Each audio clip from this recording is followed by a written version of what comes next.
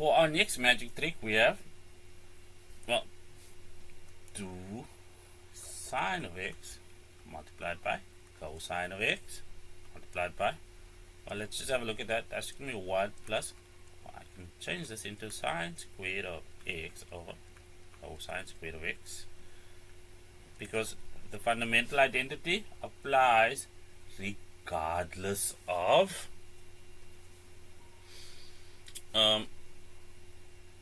regardless of the power to which it is raised. So if this was, what do I mean by that? So if that was 10 to the power of 5 of x as an example, you'd still have sine to the power of 5 of x over cosine to the power of 5 of x. So the fundamental identity remains intact, just because of the way that exponentiation works. So at the bottom we'll have sine of x over cosine of x.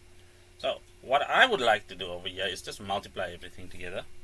So let's do that. So I'm going to take care of this and then the denominator. So what we'll have is, in a different color please, 2 sine of x times cosine of x. Then we can multiply this.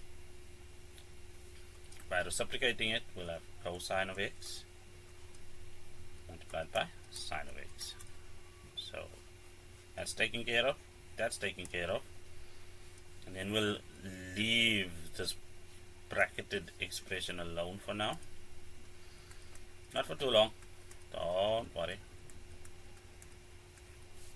So what will that give us? Well, that and that vanishes, and we are left with 2 cosine squared of x multiplied by 1 plus sine squared of x over cosine squared of x. And that just looks a lot easier to deal with because it's simple distribution.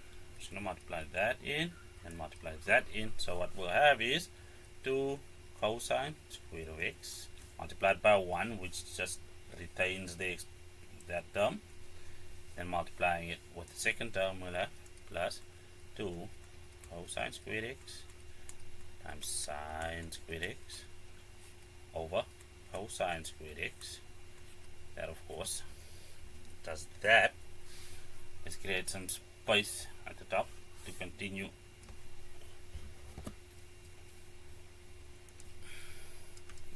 So what are we left with over here? Well, we're left with 2 cosine squared of x plus, well, what's left over here is, what's left over there is 2 sine squared of x, and we can take out a common factor of 2, which means we are left with, once again, cosine squared x plus sine squared x, and that is the Pythagorean identity, which is equal to 1.